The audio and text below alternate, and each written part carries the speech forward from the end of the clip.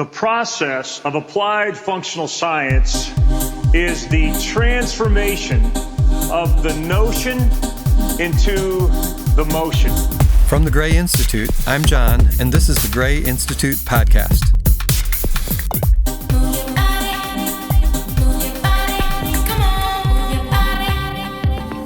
Gray Institute is internationally acclaimed for its innovation, development, mastery, and delivery of applied functional science, AFS. AFS is based on scientific truth, not theory, of how the human body moves in all three planes. AFS allows movement professionals like you to apply the best, most effective, and most efficient movements to any individual based on specific needs and goals. For 40 years, through training, education, and mentorship, Gray Institute has equipped over 150,000 professionals with comprehensive knowledge in the principles of applied functional science. Whether you are physical therapists, personal trainers, athletic trainers, chiropractors, strength and conditioning coaches, physicians, physiotherapists, occupational therapists, osteopaths, physical therapy assistants, or kinesiologists, our goal is to help you become the go-to movement professional. The Gray Institute podcast is questions-based. You send in your questions and we'll discuss them. If you're listening and have questions, email them to info@grayinstitute.com. We join Gary as he discusses optimal body movement and function for our clients. From Gray Institute, I'm Gary Gray, and this is the Gray Institute podcast. We got something special for you. I'm not sure if it's going to be real special, but it's kind of special because what I'm going to try to attempt to do in this podcast is to answer as many questions as possible that resulted from our 3DMAPS webinar. Our 3DMAPS webinar, in fact, if you would like a copy of that, just contact info@grayinstitute.com. And we'd be happy to send you a copy of that. But as a result, we got a lot of questions. And the most intriguing thing to me was all the questions were great, except we had about 2 minutes to answer questions. And so I just wanted to take advantage of this podcast to answer the questions. What I'm going to do is I'm going to kind of make it a game a little bit to see how fast I can answer a question. Now, if you know me personally, that's going to be a tough game for me because I like to go off on tangents and sometimes I don't get right to the point. And so we're going to see if I can kind of stay on task. However, again, if you're interested in going deeper into any of these questions or if it brings up another question you might have, just go info@grayinstitute.com. It'll get to me, and we'll go from there. So we have a lot of fun. I'm going to read these questions in the order that they came in. Again, there's no logic to this, but for some reason, it just kind of struck me that there was a flow to it for some reason, and so we're going to just kind of read them as they came blitzing through the, as we would call, the electronic door. So here we go. Hi, a little more breakdown on the lunge motion, knee bend cues, knee in relation to the foot, basically cues for consistent lunge for assessment in each plane. And then there was another cue one that basically said, what kind of cues do you give during 3DMAPS? And is it helpful utilizing cues? So we had 3 or 4 good questions on cues. Here's the key.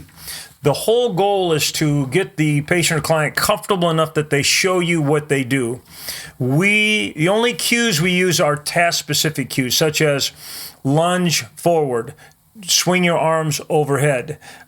We rarely, if ever, give cues as in keep your knee here, because that's not where they normally keep their knee. And therefore, we want to see where their knee goes and then ask the big question, why? So we're giving them an opportunity to show us what their body does. The more what we call anatomical cues you give them, the more you're not going to see the picture that they need to paint for you.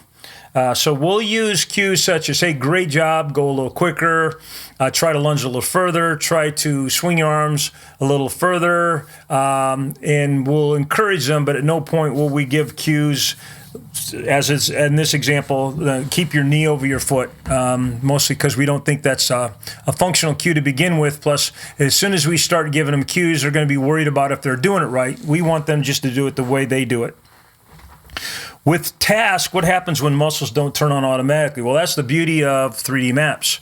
Because if you have them do a task and you would expect a group of muscles to be turned on, as they said here, and they're not, we then ask the question, so why not? What motion or motions are not happening? A great example is you to kind of expect the posterior hip to be turned on when the hip goes through flexion.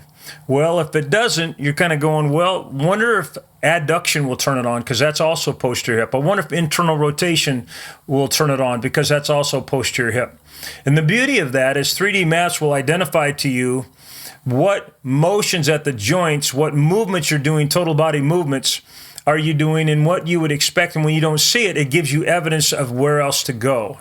So understanding what we call functional muscle function will allow us to get there a lot quicker. But interestingly enough, the key to that is you'll probably use a form of 3D maps slightly tweaked to facilitate maybe one or two other planes of motion or one or two other joints in order to facilitate the motion that turns on the proprioceptors that actively engages the muscle. Remember this, movement turns on proprioceptors. Proprioceptors activate muscles. Muscles then control movement. So it's always a good thing to remember. Next question, I noticed that the position of the feet are restricting the movement assessment in some movements the presenters are doing. How can you assess the movement when the position of the feet is intentionally locking the hips and therefore restricting the range of motion of the hip as well as restricting the movement itself intended to perform? Beautiful question. You'll probably hear me say beautiful question a lot here. If in 3D maps you see that the feet are inhibiting motion, that's huge, because that same foot is going to inhibit motion when this person goes out to function.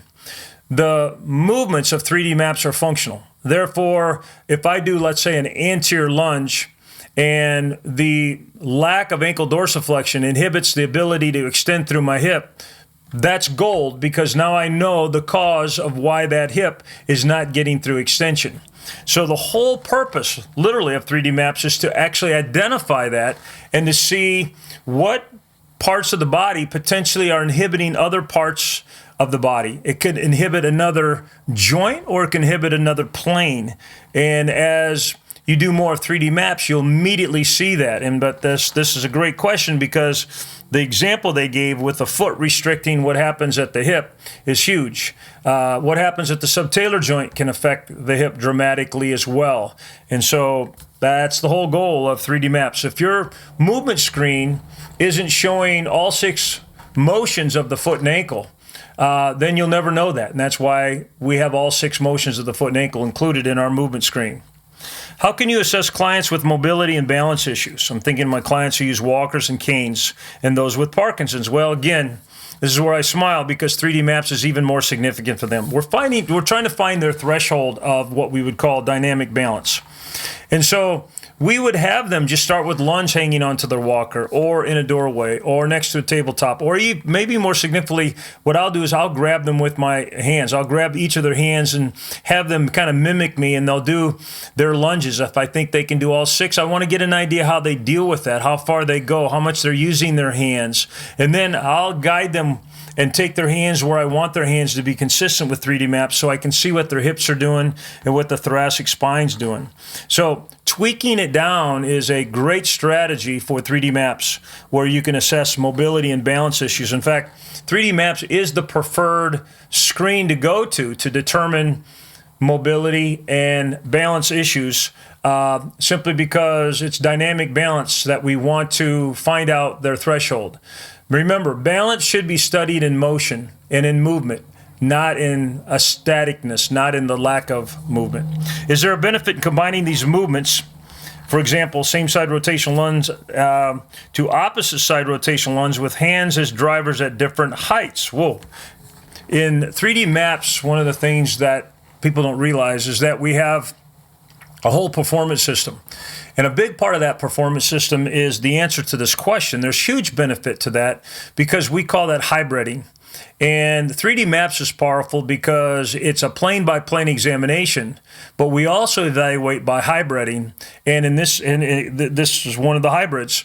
When you actually do your rotational lunges, you can change the reaction of the hip by moving the hands down, a little more hip flexion, moving the hands up, a little more extension, in order to create a hybrid reaction. Good news is we can do this with all of 3D MAPS, and therefore, at the end of 3D MAPS, we say this sincerely, you literally learn thousands and thousands of new assessment techniques as well as training and rehabilitation techniques by understanding how you can combine the arm movements and the foot and leg movements to facilitate the chain reaction that you desire. I want to ask a patient or client that has never gone through 3D MAPS, how do we distinguish this of a motor learning process versus a movement dysfunction? Again, this is good. And the answer is you really can't. And that's, the beauty and wisdom of 3D MAPS. Many times I'll take my patient or client through 3D MAPS to teach them as kind of as a warm-up, and then give it to them for kind of their home playable, home workable program. And when I know they're comfortable with it, I'll then do it in where I really look, and that's when I turn on my assessment eyes. So therefore, I decrease the curve, so to speak, of their motor learning, and I get them to the point where they're real consistent. Some people motor learn quick. People like me don't motor learn very quick. And therefore, kind of watching somebody do that, and when they do it again, if there's a big improvement, you go, wait a minute, I'm gonna let them do that again. I'm gonna see when they don't really improve, because that's their movement capability. That's what I need to assess, and therefore, I have to take in consideration this motor learning process, as they would say, versus an actual dysfunction. All right, we're zooming. Maybe not as fast as we should be, but we are zooming. What are the assessment cues and hand drivers to assess thoracic most stability? So they know kind of our term here. We have them first of all reach, and then no matter what they do, we tell them great job. And then we say, hey, do that again and keep the elbows a little more extended. So if the elbows are a little more extended, the elbow motion, especially in the sagittal plane, can affect what the arms are going to do to drive the thoracic spine. Now, if you go to a second layer of 3D MAPS, is that we'll use the hand drivers to facilitate not only one plane, but two planes of motion to really understand thoracic most stability.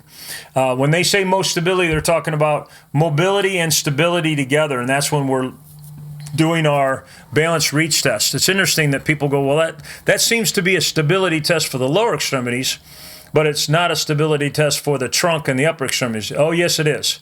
The huge difference between what my core can do to create most stability when I lunge versus when I balance reach. And so we definitely use the hand drivers to facilitate that assessment. How are you documenting what you're seeing with the 3D movement scans? I like how they called it 3D movement scans. There's a number of ways you can document it. You can document it by how far they lunge, how far they swing their arms.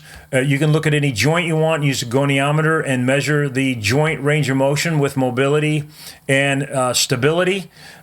You can measure a relativeness, in other words, a relative mobility, right versus left, and also a relative stability, right versus left. The key to documenting, there's two keys. One, document what's meaningful to you that will lead you to better care and treatment and training. Also, and you're going to see this a little later on in one of the questions, we also have to document to satisfy the insurance company. The sad state of affairs, at least in my profession, is insurance companies are dictating what we need to document, and most of that is non-functional. It doesn't get us anywhere. It's what they're used to. It's traditional. It's the only thing they have right now. We're going to hopefully provide them more here in the very near future. But you need to really ask yourself, what am I looking at? What am I going to document? And then what am I going to work on? So when I come back, if I redocument, I can see their improvement and see their progress. The best thing about documentation is it's a powerful tool for encouragement. Should we use movements of 3D MAPS assessment as exercise as a workout? Yes. In fact, we have a saying here: the test is the exercise, and the exercise is the test. I believe it's what everybody should do before they do anything. Why? Because it's engaging every joint in all three planes of motion, in every vital motion, in every vital movement, to turn on every proprioceptor in the body. And for any training or rehabilitation program, that's the goal. That's what we want to get started with. So 3DMAPS assessment and all the tweaks, the multitude, thousands and thousands of tweaks that we show, really facilitate that. Then they added in this, adding a load, you bet. We can, load isn't a load isn't a load. Different ways to load, symmetrical loads, asymmetrical loads, hand loads, bilateral hand loads, loads that are balanced, loads that are not balanced, loads that basically attach to part of the body, pelvic loads, foot loads. There's all kinds of different loads. And again, the question is, why are you loading? What are you after? And we can then provide you with a multitude of options in order to accomplish what you want to accomplish. And then a big one here, changing speed. Speed's huge. Rhythm and speed are, I think, underrated. And I think we have to provide our patients and clients with various speeds and various rhythms to experience, because life is various speeds and various rhythms. And when we go out to and move in life, our body wants to say, been there, done that, got it. Good execution of how testing can be virtual, good element of patient care and performance training, but also a fantastic as a standalone product or offering. I guess there wasn't a question there. It was a nice comment. Those of us who during this time have done some telemedicine, online evaluation, it's hard for me to believe I could do that without 3DMAPS. When I'm looking at somebody in the video, I need to find out how they move, and whether their hip is causing their low back pain, or whether the thoracic spine is inhibiting their shoulder, or whether their foot, as one of the questions, is inhibiting the hip that's causing the problem. So giving the client, the patient, the opportunity to move and to be able to see that online. It's easy to see. The beautiful thing about 3DMAPS, it's not only easy to see, it's easy for the patients and clients to feel. So when we see something, go, hey, what'd you feel on that right lunge versus the left lunge? Well, I felt a little more tightness in the front part of my hip here. That's interesting. That's exactly what I saw. So now we know where we're going. So very kind comment. Thank you for your knowledge. Club bells work well with 3DMAPS movement. Is simply magic. Amen, amen, amen. I have club bells. I love the type of load they are. I love the asymmetry, the lack of balance. I love that they add a little more mass and momentum. I love the rhythmic. I love the fact that you can come up with a zillion different movements with the club bells working with 3DMAPS to really get an entire, comprehensive, efficient, and effective workout. So again, I like the phrase. It's simply magic. I like it. How does 3DMAPS movement patterns potentially integrate with 11, 12-year-old kids? I currently conduct performance training with my kids' youth soccer team. Well, here's the question. The literacy of movement requires that kids know basic movements before they know, as we would say, complex movements. The worst mistake we make is we take kids, 6 and 7-year-olds, throw a soccer ball down and tell them to go kick the ball. That's like sitting a kid in the classroom and having them do advanced algebra before they even have taken basic math. It's not fair. Some kids might be gifted and be able to pull it off. The other 98% of us ain't gonna do it. And so always, whether they're 11 or 12-year-old or 22, 23-year-old pros or us 65, 66-year-olds, giving us the foundation of movement patterns and build upon them based on what we want to do is the key. So we have the 3DMAPS, as you saw. We have 3DMAPS for soccer, which means we have specific 3DMAPS movements that facilitate what needs to happen on a soccer field. Of course, including dribbling, obviously hitting, shooting, striking, of course running, and then of course goalie assets. And so, but when I coach kids, which I am blessed to do quite often, we start and end with components of 3DMAPS. How can you assess the movement of the feet and their influence with the rest of the body with sneakers or shoes? Well, you kind of can, kind of can't. If you watch me do 3D maps, you'll see me do it both ways, with the shoe wear that they like to wear a lot, and then also barefoot. I need to see that heel move, that subtalar joint move, and I need to really see what that ankle's doing. So you can get an idea. Again, we move differently many times with shoes on. In fact, we'll use 3D map stability to determine if I have the right pair of shoes on. Some people will come to us and say, hey, I have a choice for running in these Hokas or these Asics. Then I'll say, well, let's see. And we take them through 3D maps, 3D map stability. Then I take them through 3D maps for running, which is another layer of 3D maps. And then we put both different pairs of shoes on, and I don't have to say a word. They'll say, oh, these are much better, aren't they? Yes, they are. You have better mobility, better stability with the movements of running, and even with the movements that are tougher than running, which means when you go out and run, those are the shoes for you. So that's kind of a neat little thing. Here's a good one. It says, I love 3D maps. I'm currently going through the online certification. I love that it's true functional assessment. It looks like the whole body and leads into the right treatment. Ooh, that was a big one. It does lead us into the right treatment. That's what a good assessment should do. If you're doing a current movement screen and all your treatment doesn't look like the movement screen, you're doing the wrong movement screen. So the key is, if you're doing the correct movements to assess, you'll be doing those movements slightly tweaked to get them better. And then using clients and quantifying the motion for insurance reimbursement. Oh, there's that question. So again, what I do when I'm dealing with insurance is I connect the dots for them.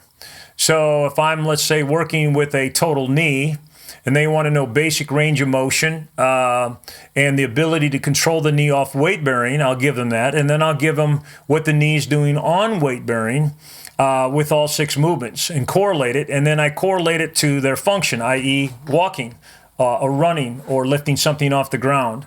And insurance companies like that. They don't want our slang. They don't want us to kind of say, hey, we know more than you know. They want us to really be sincere to say, we are providing an environment where this person is functionally improving, and therefore it's worthwhile to send them to us. It's a good investment for you, insurance company, and it's a good investment for them. And so 3D Maps gets us there really quick. In the assessment, is there also a plan to build a program for correcting the movement faults? You bet. And we do that by what we call building upon success. So let me see if I can give you a quick example. Let's say I don't have good hip extension, which a lot of us don't, and I want to do some corrective movements to get better hip extension. Well, the performance system will suggest that you go through frontal plane hip motion and get abduction out of the hip, which creates the same type of mobility that the sagittal plane extension does, and also would suggest external rotation. So abduction and external rotation, those two 3D maps movements, immediately, if I build upon those, if those are successful, I will now get better hip extension. And so sometimes we'll go, let's use the power of three-dimensionality. In other words, use one plane of motion to get the other plane of motion, or use 2 to get the other one, or use a plane at a certain joint to get that same plane in another joint. And that's what 3D Maps not only takes you through, but teaches you basically how to do that. Can you go over some examples of simple changes to arm drivers to address different needs or get them out of pain? Beautiful. I use arm drivers a lot. So let's say we're trying to get a little idea of trunk flexion and hip flexion, but I'm asking them to take their hands down near the floor, and immediately they have some back pain. I'll say, hey, just take your hands where you're comfortable. Well, that's their threshold. They may only get to their knee or might only get to their hip. I got a lot of information now. I might basically decrease the lunge. I might take the frontal plane of 3D Maps, same side lateral, and instead of doing my hands overhead, I might take the hands down and back like I do with 3D Maps for the posterior chain. So I'm doing a top-down posterior chain, a bottom-up frontal plane chain, same side lateral, and seeing what influence that has. Now, when you do this a lot, you'll be able to basically correlate a lot of that. You'll say, well, I'm doing a transverse plane top down and a frontal plane bottom up. That's really biting on the left lumbocervical facet, and therefore my strategy to get them out of low back pain is going to be this and this and this based on 3D maps. So it's interesting, in your assessment, to get them out of pain is going to give you the clues why they have the pain, and is going to give you guidance and direction on how to permanently get them out of pain, how to treat the cause of their dysfunction. As I evaluate a client using 3D maps, the client normally has multiple limitations, which you do at first. That's, again, the great part of 3D maps is that if you kind of did me, you go, whoa, wait a minute. We got a little something going on at the foot and ankle. We got a little something going on at the hip. We got a little something going on the thoracic spine. We got a little something going on the shoulders. And you kind of go, ooh, where do I start? Well, the intriguing thing about 3D maps is it's a chain reaction. And so you can't go wrong, because if I do something for my foot, it's going to influence my hip and my thoracic spine and shoulders. However, wisdom would say, cut it in the middle. In other words, wisdom would say, why don't you start at the hip and let the hip talk to the feet? Why don't the hips talk to the thoracic spine and shoulders, and then work your way up and work your way down? So when I'm scratching my head and I don't know where to go, what limitation to build upon success first, I'll usually go to the hips unless something kind of guides me in another direction. Let's see, posterior lunges with trunk flexion, is that harmful to the back? Absolutely not. In fact, our back should be able to do that. Watch anybody bend down in the garden to pick something up, and their back must go through flexion. Their back, in some cases, must go through extension and huge lateral flexion to the right and left. What the low back shouldn't do a lot is rotation, and therefore we need to know the rotation of the hips and the thoracic spine. So, again, sometimes we're taught in school these weird rules like that's bad. Flexion and rotation is bad. Well, no, it's not. In fact, the flexion and rotation of the hips and the thoracic spine combined with flexion and lateral flexion of the lumbar spine create the most power in the body. So a lot of times we're saying, well, I'm going to try to keep you out of low back pain, or I'm going to make sure I don't mess with your discs. I'm going to do this artificial rule that we learned in school that I guess when you're in severe pain, that's probably not a good idea to do, correct? But if I take that away from you, I'm going to take away your lifeblood. And another good understanding of the body by asking that great question. Great presentation. Most people are working from home, and many experience back and neck problems with too much sitting. How can we integrate the online assessment, the video, where you limited interaction with clients? Well, interesting enough, we have 3D maps, and we have 3D maps in sitting. So you can almost imagine what we're doing in sitting. So if somebody says, hey, I have this problem sitting, they're giving us a big hint that they have this problem sitting. If somebody says, I have this problem while running, then we need to evaluate them not only with 3D maps, but 3D maps for running. I have this problem while throwing. We got to do 3D maps and 3D maps for throwing. They're giving us a big hint when they go, my neck hurts while sitting. And so we have to go, okay, hey, great, let's see what you look like standing. Let's correlate that to what you look like sitting, and we're going to find out why you have that neck pain or back pain. Do you use foam rolling prior to 3D maps? A lot of people do. I do too. I do some foam rolling, especially for the thoracic spine. I'll use it some in anterior and lateral hips. What's fun about a lot of the techniques we use, the question is, are they helping? What I'll do with people who have never foam rolled before is I'll do a 3D maps assessment. I'll kind of hypothesize where I want them to foam roll. I'll pick the top 3 places of their body. And then I have them do 3D maps again. If they don't dramatically improve, what I advise them with the foam rolling is not of value to them. But that rarely happens. Normally they go, whoa, what did that foam roll just do? Well, we're not really sure what it does. It's kind of pressure, it's squishing, it's doing this. It's not magic, but if it takes me from a certain movement quality, and then I do foam rolling, and my movement quality and mobility is enhanced, can't argue that one. So I use it kind of as a pre and post foam rolling way to determine, which foam roller techniques we should use. There's a lot of them out there, but what should I concentrate on with my movement capabilities? Is 3DMAPS good in tandem with CABS? Yep, we did a CABS webinar and tied that together. If I had to do it over again, I'd make it all one certification. I'd make it global, local, local, global. But we weren't smart enough to do that. It wasn't we weren't smart enough. I wasn't smart enough to do that. So they have been designed to complement each other beautifully. Does degenerative joint disease and pain affect your assessment? You bet, but that's the whole point. So I want to know what their knee arthritis is doing to them. And then I want to know how I'm going to work around it. So if they're not going to get a total knee done tomorrow, they're asking my help. What do I do here? And I need to ask the hip, what can you do for me, hip? Thoracic spine, what can you do for me? Hey, foot, what can you do for me to take the abnormal stress off this person's knee? And so we want the joint disease and the pain to affect their movement patterns, because then we can identify what makes them better and what makes them worse and easily progress from there. So that works out really nice.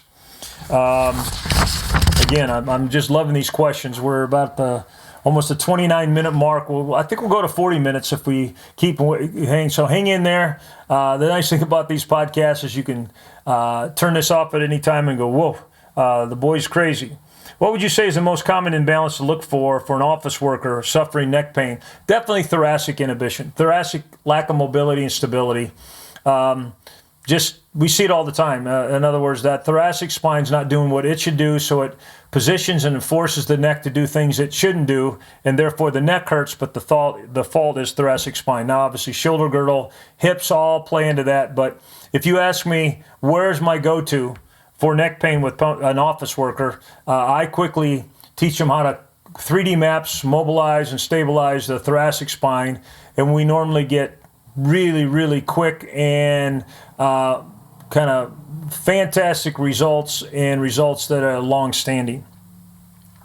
Can you give me some examples of what tests you would do for movements that involve the knee joint, specifically knee flexion? Well, we do, of course, the posterior chain for knee flexion, but we also have 3DMAPS for squatting, which again you could almost imagine we're squatting in different positions and different movements of the opposite leg and of the arms. So for example, if you just stood there and put your feet side by side and just squatted, well, your knee's going to flex. But if I have you take your hands in front of you near the ground, you're going to flex more. If I have your hands over your head, your knees are going to flex less. If I drive your hands to the right or left in the frontal plane, there'll be a change. If I drive your hands right or left in the transverse plane, there will be a change. That change should be meaningful to me, and it should give me great information on the function of the knee. I then would do the same thing, single leg balance, kind of toe touch with, let's say I'm testing my left knee, with my right foot in front a little bit, back a little bit, that's the two sagittal plane tweaks, way to the right, a little bit to the left, frontal plane tweaks, rotated right, rotated left, transverse plane tweaks. If I really want to get fancy, I can do the foot driver and the hand driver tweaks at the same time. And when I get done with that, I'm going to know everything I need to know about the knee. We call that 3DMAPS squatting. This person basically says, I've always seen FMS as static and gray as dynamic. Well, that's kind of interesting, the way they said it. And then what are the predominant differences? Well, good news, bad news. There's a significant differences. Hopefully the people in the FMS camp think they have the best 7 tests out there. Hopefully those in the Gray Institute camp, we think we have the best. We try to get the emotions out of it, because here's the thing I know that's consistent. People in the FMS camp care as much as we do. And they love people as much as we do, and they want to empower people as much as we do, and they just, their heart is in the right spot. However, if we look at the development of FMS years ago by putting together 7 tests that have no correlation to each other and that don't look like movement, in fact, this person basically says, I've always seen FMS as static. It's hard to call a movement screen if there's no movement. So when 4 or 5 of the tests are static, this person's scratching their head going, well, could this really be a movement screen? And if it is static, is that the static positions I want to hold? We would contend the answer is no. Again, to get the emotion out of it, we just go to science. And science says if it's functional movement, you got to have gravity and ground reaction force influencing the body, mass and momentum. It's got to be three-dimensional movement. It's got to be done in a chain reaction, not isolated. You got to turn on proprioceptors. You got to facilitate muscles as a reactor. You got to integrate the joints. It's got to be task-specific. You got to get in transformational zones, as we do in all 6 movements of 3DMAPS. You got to look at mobility and stability at every joint and every plane of motion combined. And at the end of the day, it should provide encouragement, empowerment, and engagement for your patient and client. Well, if I get down and lay on my back and lift my leg up, does that fit that scientific model? Absolutely not. That's a non-functional test. There's no movement. It's static. Then that's why everybody would agree. It doesn't give us any practical, useful information on how that body functions upright. If I get down on all fours and point like a pointer dog, is that a core test? It's a core test if you're on all fours and you point like a pointer dog, but there's no correlation at all between what the hip doing, what the thoracic spine's doing, what the shoulders are doing in all 3 planes of motion, and what the muscles are doing, the core muscles, from that position to standing. Zero correlation, therefore the question is, why are we even doing it? And why is there no movement involved here? So we can compare and contrast on and on and on. You just kind of have to be honest with yourself and look at it and go, does that look like a movement screen that's functional? Well, you have to ask, is it functional and is it movement? And a screen should be correlated tests that give you guidance and direction on what to do next. We started with that truth before we came up with our assessment test. FMS basically grabbed some tests that we've all been doing for years. I've been doing those 7 tests 45 years ago. Never made sense to me then, still don't make sense to me now, and certainly doesn't make sense to put them in a barrel and call them a number. And so I don't know about you, but if you're listening to this, one of the fun things I think would be fun to do is to have shades of gray of function. The FMS camp is led by a gentleman with the first name Gray. Gray Institute is kind of led by a couple guys with the last name Gray. They believe what they're doing is the best. We believe what we're doing is the best. You get put in the middle. Wouldn't it be fun to have a conference where we came together and we called Shades of Gray of Function, and we talk about why we chose the test we did, why we do our correctives, and why we do a certain way, and challenge each other so you can hear that. And then I think the little caveat to that is we do it for free. FMS does it for free, and we donate all the money to charity that we raise. I think that'd be kind of fun. So if anybody out there in the FMS camp is listening to this and would like to do something like that, or if you're interested in attending something like that, let us know, because if there's a big reaction, I think we could get this. At the end of the day, we're all going to learn something. We're going to hug each other. We're going to appreciate where we're coming from, and we'll all realize we're just trying to help people. And so if that's the worst thing that happens in something like that, then that's a pretty doggone good thing. So here we go. When starting your assessment of mobility and stability 3DMAPS, is it helpful to use a video recording device? I think it's helpful after you get the person used to you watching them. I try to watch as much as I can, and then I go to kind of a video recording device, especially one that I can compare right to left and compare one day to the next day. There's some great tools out there, and so that's really helpful so they can see it too. So it's really easy. You can even do your phone now, and you can do slow motion. The technology we have available to us is nuts, and so but what we don't want is kind of intimidating the patient client by saying, okay, now do it, now I'm going to show you, and now I'm going to be videoing you, and they're thinking about, oh gee, what do I look like, as opposed to just feel free moving. So you got to get them free and comfortable with you before you start doing that kind of thing. How do you perform and interpret 3DMAPS with hypermobile patients? Well, all patients are in a way hypermobile and hypomobile. Hyper somewhere, hypo other places. That's what happens. Hypo in certain joint, certain planes, and therefore the spirit of this question is somebody that just has all kinds of flexibility. You'll see them go through 3DMAPS mobility, no problem. Where are you going to see the significance is 3DMAPS stability, because now you can go, whoa, you got all the mobility in the world, but here's where we got to start working on your functional stability. Remember, stability is not the lack of motion; it's a control of motion, and so that's why we're moving, we're reaching, and we're balance reaching with our foot and swinging our hands during that time to say, okay, can you handle this movement? If you're hypermobile and cannot handle that movement, now you're a recipe for disaster. And we really need to take advantage of that kind of person. Only 3DMAPS will allow us to see that. If you have a screen that has no movement, mass and momentum going, you'll never see that. You'll never get to where you want to go. So it works wonderfully with hypermobile patients. All right, we're getting close to that 40-minute mark. I'll count a couple more here. I've been using 3DMAPS for 4 years, and I use it every day. Now I have a problem I've never had before. I have a client with pain in her anterior hip with all 6 movements in the mobility test, but the client moves so well it's hard to find out what the cause. Your thoughts on this? Just labral tear. A lot of times if I take somebody that looks like they do really good, but they keep pointing to the front part of their hip, no matter what I do, and they have a little ache at night when they sleep. The big question I say is, have you had an MRI and have you had it done with contrast? And even then, I'll take a peek at the MRI and see if we got some abnormal findings. Anterior labral tears are really common, more common than we ever dreamed of. And so that would be my thought on that. It's something. It's something in there that you're going to see if you dig deeper.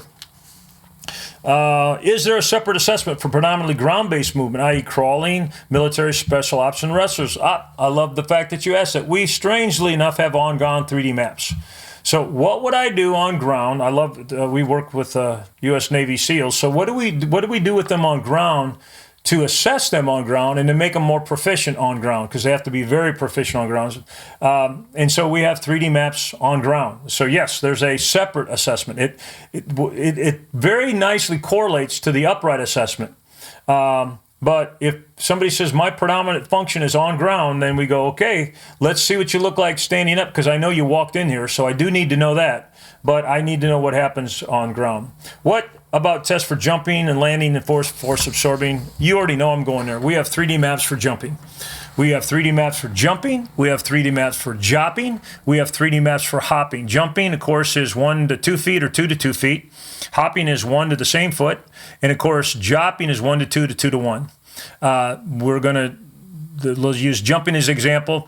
We're going to jump all directions, and we're going to combine directions. So I need to know, for example, if you jump while rotating to the right and you're jumping right lateral and you're landing on your left foot, what is that going to do to the rest of the body? So yes, you need to look specifically at 3DMAPS for jumping if you're going to progress somebody in rehabilitation, so they're ready for basketball or volleyball, and anything that requires, as they properly said here, landing and force absorbing. I like that phrase. All right, we're going to tie this up with, let's see, one last. Oh, boy, there's a bunch of them here.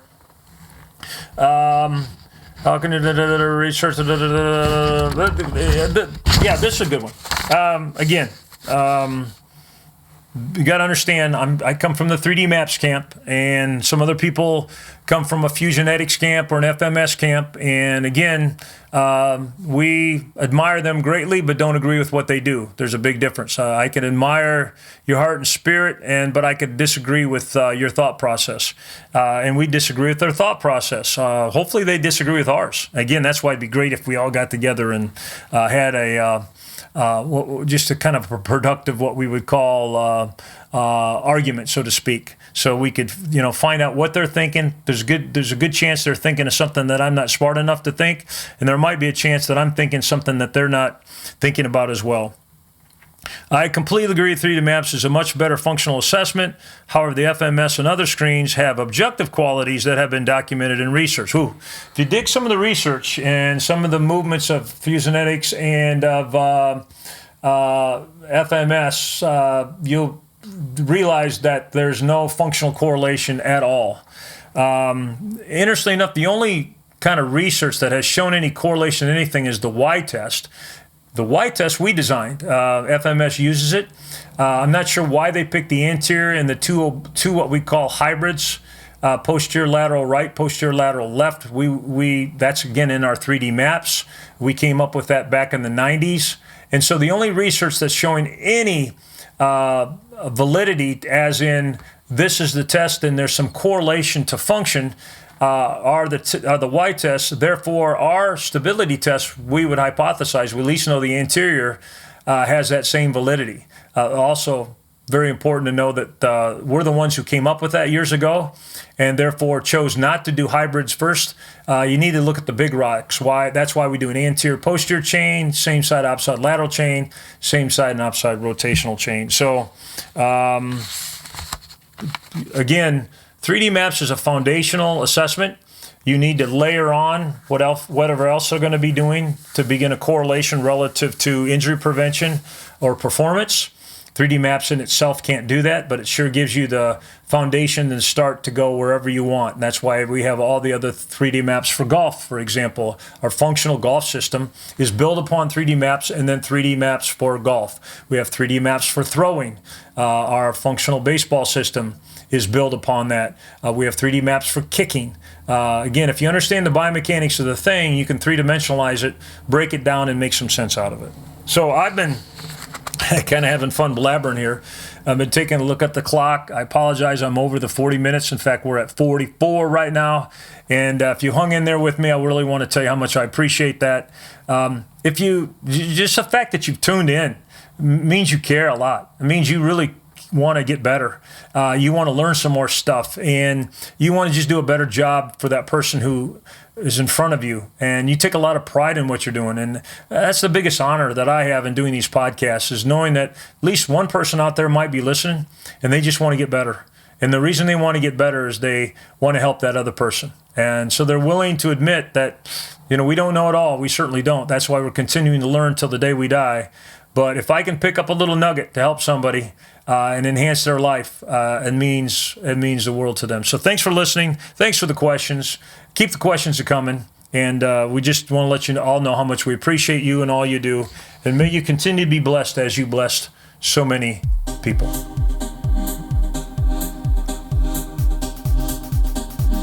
This is John. Thanks for joining us here on the Gray Institute podcast. At Gray Institute, our goal is to do one thing the best we can, and that is to help you become the go-to movement professional. If you have a question for future podcasts or questions about anything Gray Institute offers, including education, live or online specializations, or mentorships, please email us at info@grayinstitute.com. If we use your question on air, we will send you some cool stuff. Be sure to look for our next podcast coming soon. Have a great day.